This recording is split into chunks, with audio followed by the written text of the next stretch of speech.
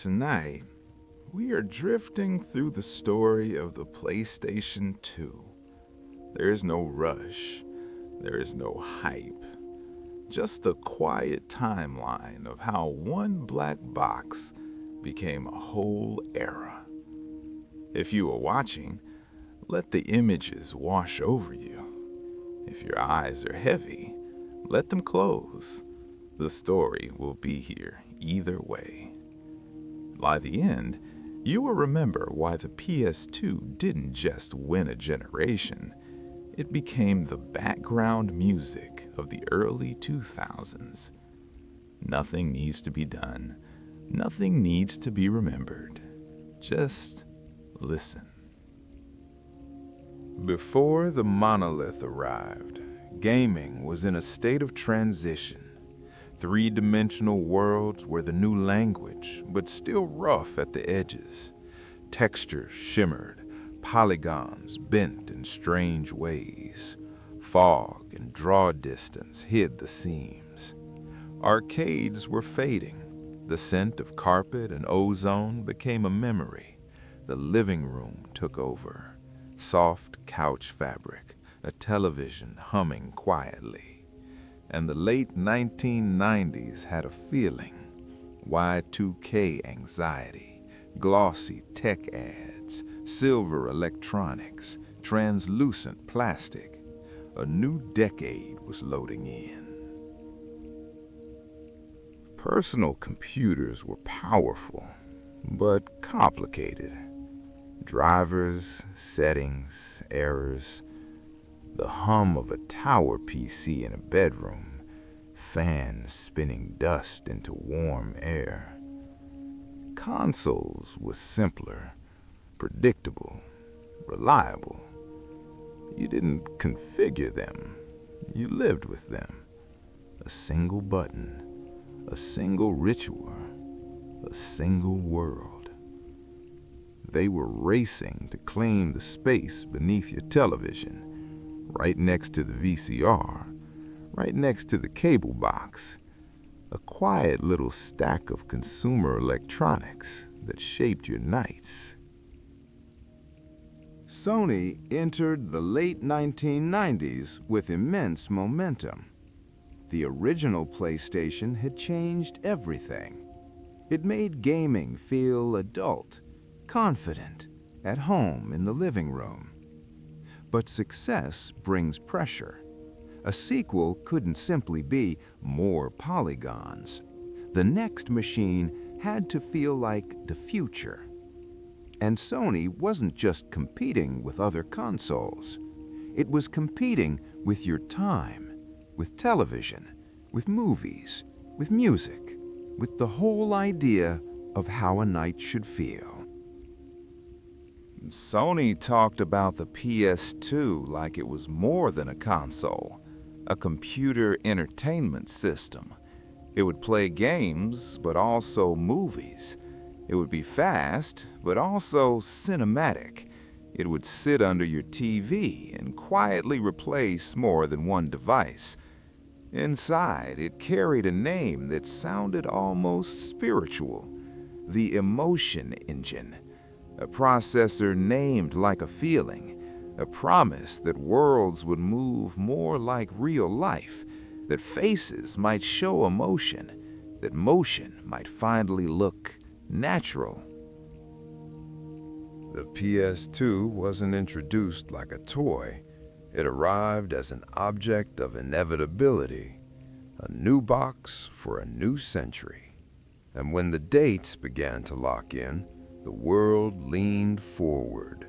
Japan would get it first, March 4th, the year 2000. The United States would follow on October 26th, 2000. Europe would arrive on November 24th, 2000. A console launch became a calendar event. A line outside a store became a story you told later. In Japan, demand hit like a wave. Crowds queued, units sold out fast. Sony had 1 million launch units, and they were gone by the end of the first weekend. People carried the box home like it was fragile, like it contained a small future. And then, the first power on, a fan spinning up, a low, resonant tone, a city of light rising from darkness, a boot screen that felt like a dream you could enter. In the US, Sony set the launch price at $299, and almost immediately, the PS2 felt impossible to find. Stores ran out, rumors spread, people called friends, called cousins, called anyone who might know a place with one more unit in the back. For a while, the PS2 wasn't just a console. It was a hunt, a receipt you guarded like a ticket, a box you kept in the trunk until you got home, as if someone might steal the future. Then Europe arrived, November 24th, 2000. Different languages, different box art, the same black rectangle moving into new living rooms. And after that, it just kept spreading. Cities, suburbs, bedrooms, dorms. A PS2 under the TV became normal, like the clock on the microwave, like the sound of a fridge in the dark. You didn't notice it arrived. You noticed when it wasn't there. When the world finally saw the PlayStation 2 up close, it didn't look like a toy. It looked like architecture, a sharp, jet-black rectangle, tall, dense, a monolith, ventilation ridges like a futuristic engine, industrial, serious, designed not to shout, but to disappear into shadow. And in that shadow, it felt older than it was, like it had always existed, waiting quietly for you to press power. Do you remember the cases? Before the PS2, many games lived in fragile jewel cases, clear plastic that cracked, hinges that snapped. But PS2 games arrived in sturdier DVD-style cases, often with that recognizable blue tint. On the shelf, it became a wall of spines, a calm grid of titles, a library that looked like an archive. And just seeing that row of blue felt like having choices waiting patiently for you. Before we could play, we had to connect. Composite cables, 3 plugs, yellow for video, white and red for sound. You reached behind the television, feeling blindly for ports, matching color to color by touch. Then channel 3 or channel 4 or video 1. Sometimes the screen stayed black. You'd tap the remote. You'd cycle inputs, static, silence, waiting. And then the signal caught. The PS2 took the screen, and the room changed. Do you remember the lights? The power button glowed green, steady, calm, and beneath it, the eject button held a blue light.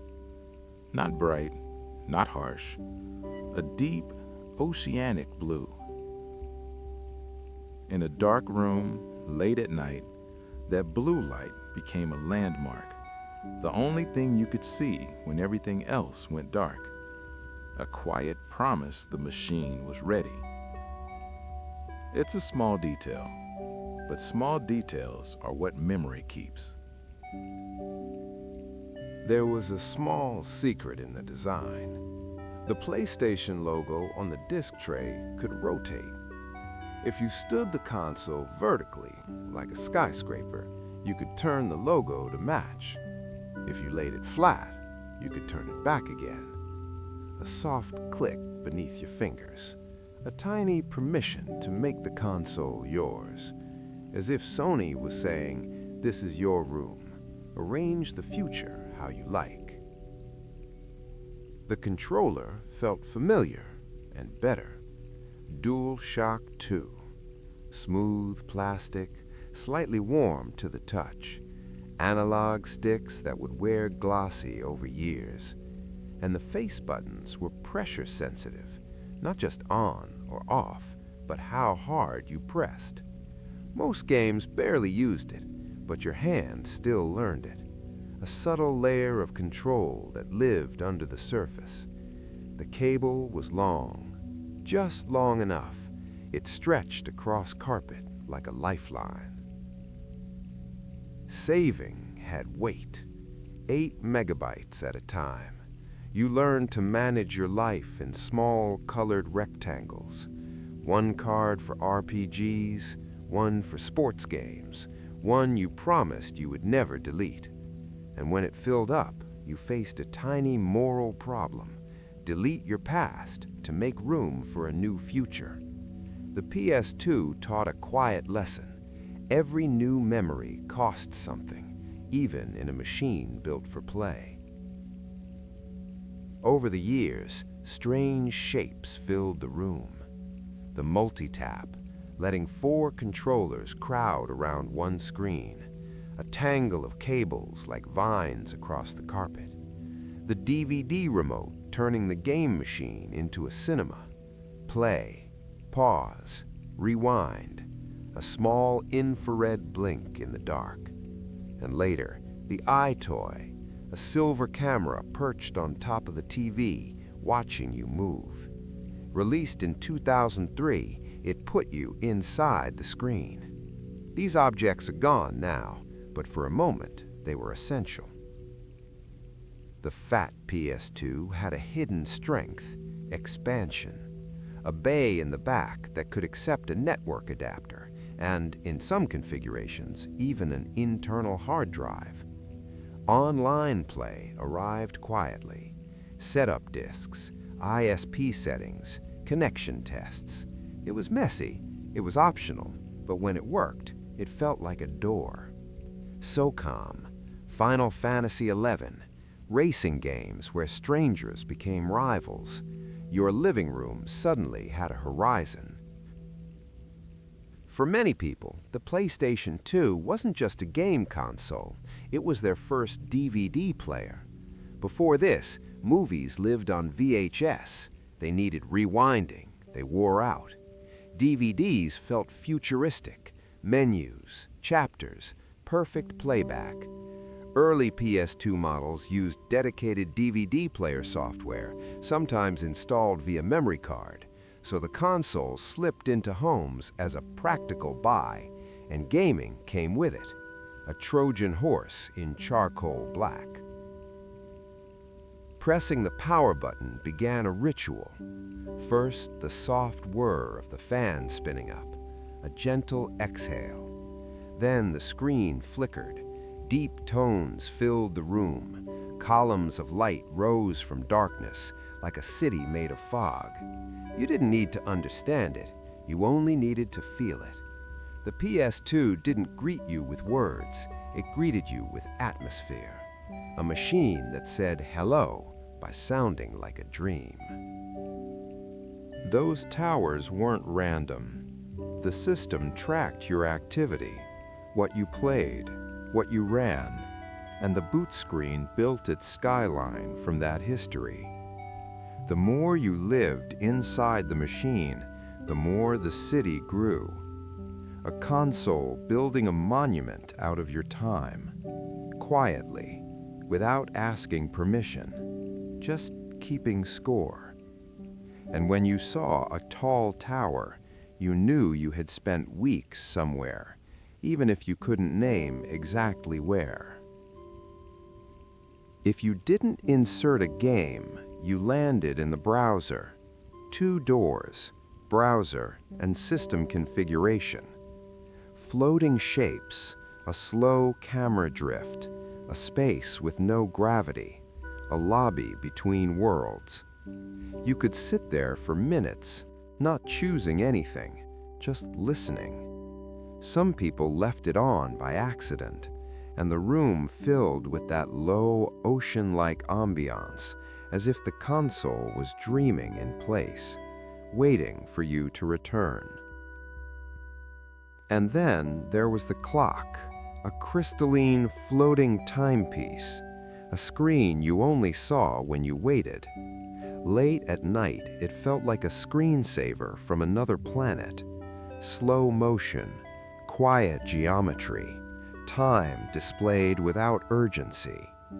It turned the PS2 into a nightlight, something you could leave on while you cleaned your room, or while you fell asleep on the couch. DVD music looping, the blue eject light watching from below. Sometimes the ritual failed. A disc that didn't spin upright, a laser that hesitated, an error message that felt like a small disaster. There was the simple disc read error, and then there was the red screen, often seen with unsupported or mismatched discs, sudden and severe. You stood up, ejected the disc, wiped it on your shirt, tried again. And when it worked, it felt like relief, like the future had forgiven you. Sony didn't just name it a processor, they called it the emotion engine, clocked around 294.9 megahertz in early models. Sony's marketing called it 128-bit. The reality was more nuanced. Its MIPS-based core was 64-bit, but it could process 128-bit wide vectors built for math and motion.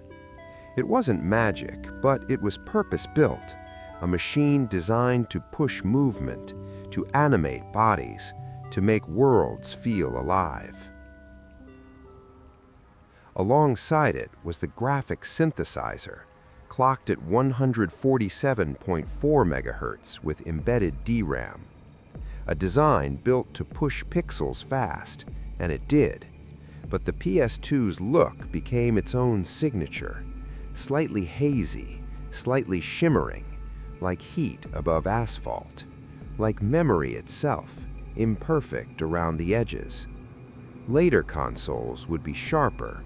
The PS2 is softer, and that softness is part of why it feels like a dream. Quietly, the PS2 carried a bridge to the past. It could play most PlayStation 1 games, so it didn't replace your library, it absorbed it.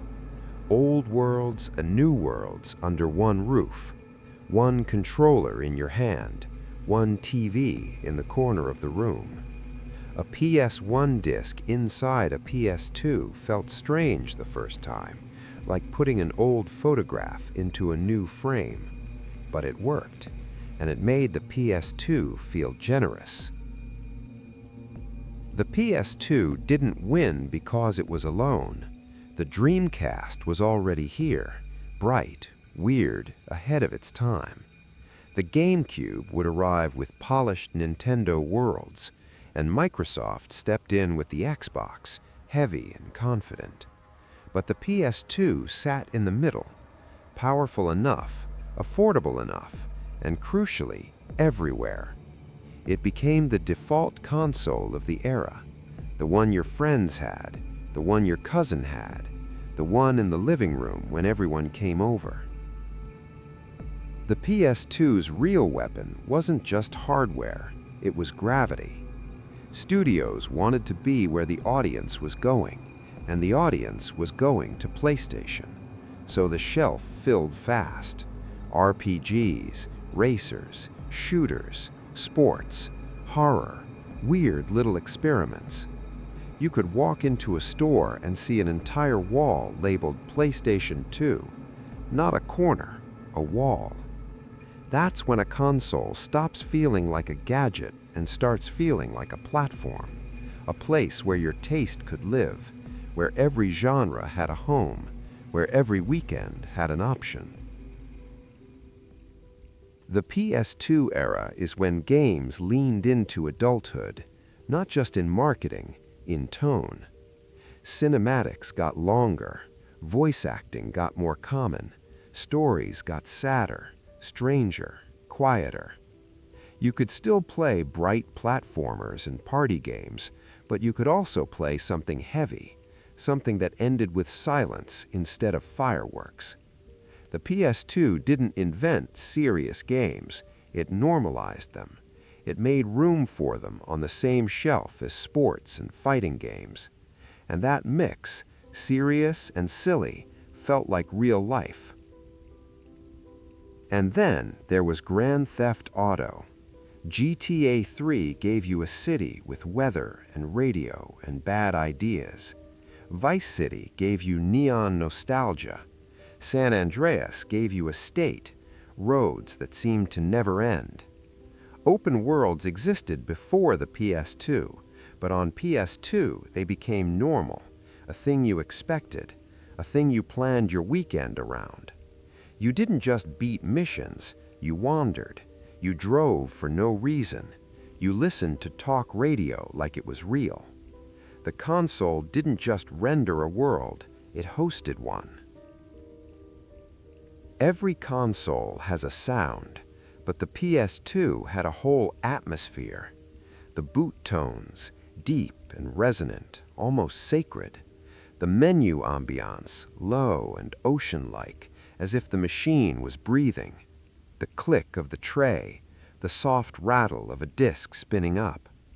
And then the tiny sounds around it, a controller cable sliding on carpet, a memory card snapping into place, someone across the room unwrapping a snack too loudly. This is how the PS2 lives in your memory, as sound first. The PS2 didn't just play DVDs, it taught a generation how to watch them. You learned what chapters meant. You learned to pause without worrying about tracking lines. You learned menu screens that looped music forever. Friday nights sounded like a disc spinning inside a black box. The Matrix, The Lord of the Rings, Spider-Man. A DVD menu waiting while you got comfortable. And sometimes you didn't even press play. You fell asleep to the menu music. Blue eject light glowing like a lighthouse. Rain outside, quietly keeping time. The PS2 was global, but it still had borders. Games and DVDs were often locked to regions, a reminder that even in a connected world, the future still came in different versions. Some people never noticed, others noticed immediately, when a disc from a trip wouldn't load, or a movie played in silence, or an error screen appeared like a closed door. It's strange to remember now how physical media carried invisible rules, how a piece of plastic could say, "Not here." Online on PS2 was real, but scattered. There wasn't one unified PSN yet. Every game did it its own way. Some titles had lobbies, some required setup disks, some wanted usernames that only existed inside that one game. It was messy, but it was also intimate, because online still felt like a secret feature, something you discovered, something you told a friend about. And when you finally connected, when your lobby filled with other players, it felt like hearing voices through a door you didn't know existed. The PS2 era filled rooms with plastic instruments, microphones for SingStar, buzzers for quiz nights, dance pads that turned your floor into an arcade, guitars that made everyone feel like they could be on stage. It wasn't always about graphics. Sometimes it was about bodies in a room, people laughing, people missing notes, people insisting they were totally on beat. The PS2 didn't just run games, it hosted gatherings. It turned living rooms into venues. And for a certain kind of person, the PS2 was something else, a computer you could open up. Sony even released a Linux kit in some regions. Not for everyone, but for the curious, for the ones who wanted to experiment, to code, to see the hardware as a playground, not a box. Most owners never touched it, but the idea mattered. It reinforced the PS2's identity as a computer entertainment system, a console with hidden depth, a machine that invited imagination. And then, slowly, the PS2 began to age. The laser got tired. Some discs became harder to read. You learned little rituals. Stand the console up, clean the lens, try again. Not because you wanted to, because you loved the worlds inside. Hardware is mortal, but nostalgia makes you stubborn. So you kept the machine alive with patience, with gentle pressure on the tray, with careful disk wipes, with the quiet hope that this time will work. On PS2, your memory card was your identity. It held your save files, yes, but it also held proof that you had been somewhere, that you had finished something, that you had lived inside a world for 50 hours. Swapping memory cards with a friend felt personal, like lending someone a diary, like letting them see where you had been. And when a save corrupted, when a file disappeared, it felt like losing time. Not progress, time. Do you remember the beginning? The year 2000. Launch games that sound like memories now. Tekken Tag Tournament, Smooth Motion, Loud Arenas, Ridge Racer 5, Taillights in the Dark, SSX, Snow Spraying Across Glass, Time Splitters, Fast, Frantic, Arcade Chaos, Dynasty Warriors 2, Battlefields Full of Bodies, and Fantavision, Fireworks Blooming Over a City. These weren't just games, they were proof the machine was real. The year is 2001, and the console finds its footing. Gran Turismo 3 makes cars look impossibly clean. Metal Gear Solid 2 brings rain that feels like it has weight. Devil May Cry turns action into rhythm, style as a weapon. Final Fantasy X takes us to Spira, water, islands, pilgrimage. Grand Theft Auto 3 gives us a city that feels alive. And Silent Hill 2 teaches the PS2 how to feel sadness. Fog, footsteps, static, a quiet ache rendered in polygons. Now it's 2002. Vice City glows in neon, pinks and blues under streetlights. Kingdom Hearts blends worlds that were never meant to meet. A boy with a key, and a melody that sticks to you. Time Splitters 2 brings arcade speed back to the living room. Ratchet and Clank turns weapons into jokes and fireworks. And Sly Cooper slips across rooftops under a midnight moon. The PS2 stops feeling new and starts feeling like a place you live. 2003. Multiplayer fills living rooms. Controllers pass hand to hand. Someone always sits too close to the screen. SOCOM 2 brings headsets and tactical tension. Need for Speed Underground paints the night in neon and bass. And Prince of Persia: The Sands of Time rewinds mistakes as if time itself could be merciful.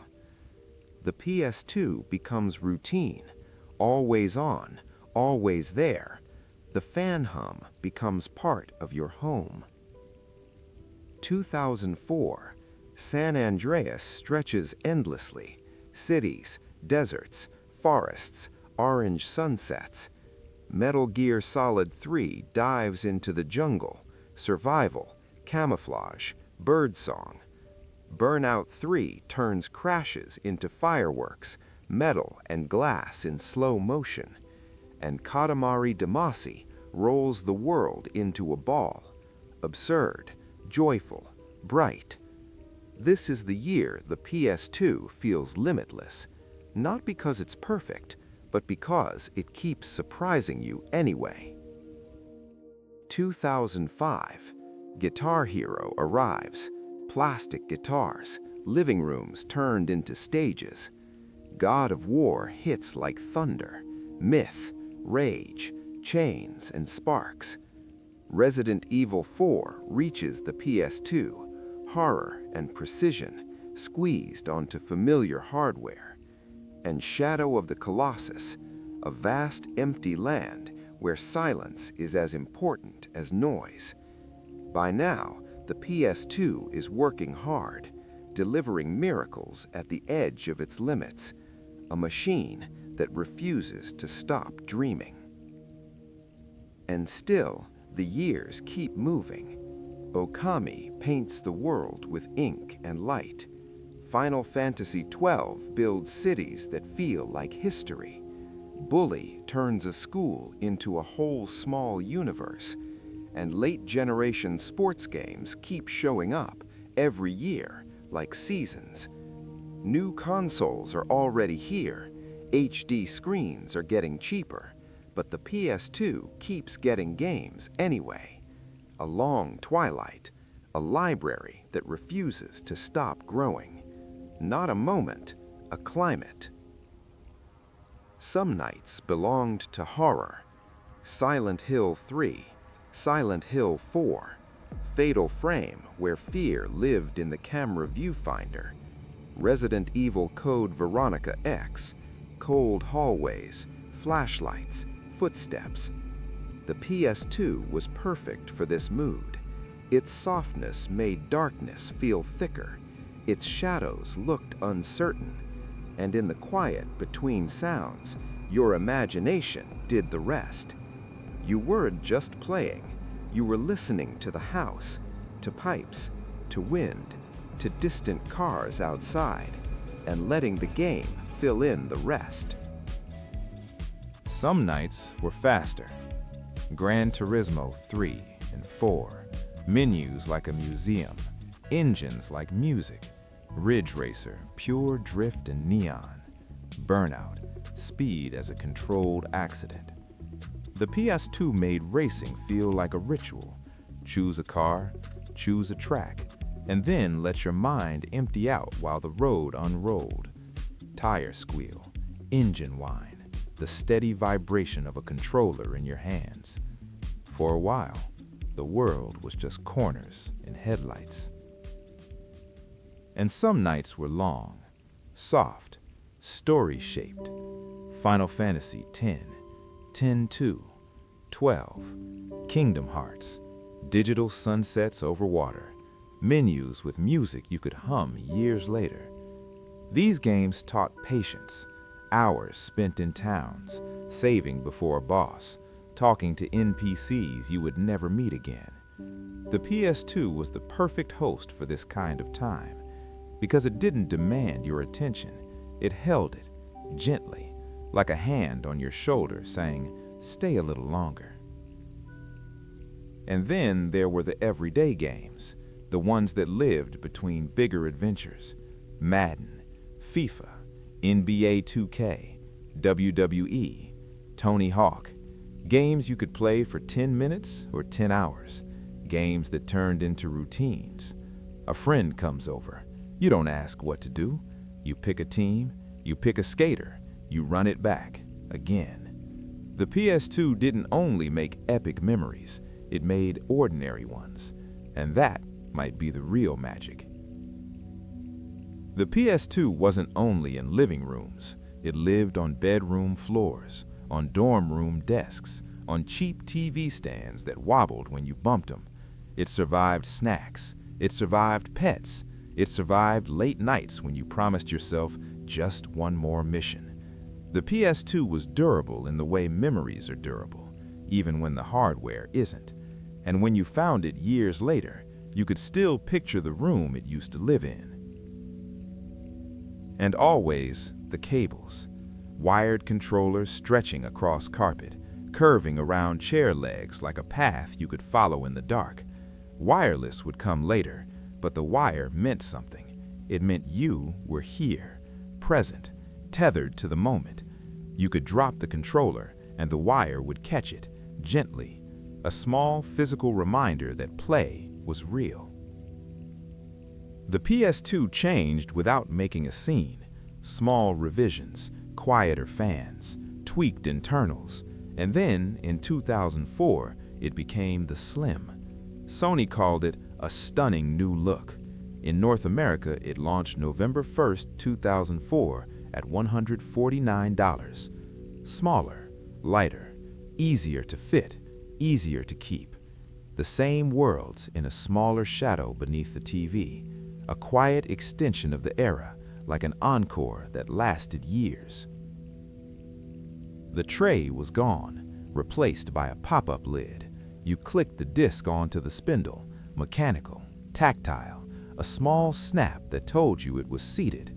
It felt less like a machine from the future and more like a device from your everyday life, a tool you didn't think about. By this point, the PS2 no longer needed to prove itself. It simply existed, and you kept using it because it kept working, because it still had games. Some discs were silver, others were blue, deep violet, almost liquid. Those blue ones were usually CD-based games, often earlier titles or smaller ones. Held up to the light, they looked like water. It was a tiny reminder that the PS2 was a hybrid era, CD and DVD, old format and new format, a bridge, again, in your hands. And sometimes those blue discs sounded different, spinning faster, noisier, like the console was working harder to keep the dream alive. By the time the dust settled, the PS2 had become historic. By 2012, sales had crossed 155 million, and eventually, the final count would break 160 million. Not just a winner, a landmark. A console that outlived trends, outlived rivals, and kept showing up in homes long after it was supposed to be over. It wasn't only a device, it was furniture, it was atmosphere, it was a decade you could plug in. And yet, every era ends quietly. Production continued for years. Then, in early January 2013, reports confirmed the PlayStation 2 had been discontinued worldwide. No dramatic finale, just fewer boxes on shelves, fewer new controllers in stores, a slow dimming of a light you didn't realize you were watching. The PS2 didn't leave, it just became background, like an old song you stop noticing until it plays again. Years pass. The black monolith gathers dust. The controllers grow smooth, memory cards fill up. Eventually, the fan slows, the blue light fades, the era ends not with a crash, but with a quiet click. The console rests, a monument to a time when we sat on the floor, wired controllers in hand, staring into the glow. Nothing else is going to happen tonight.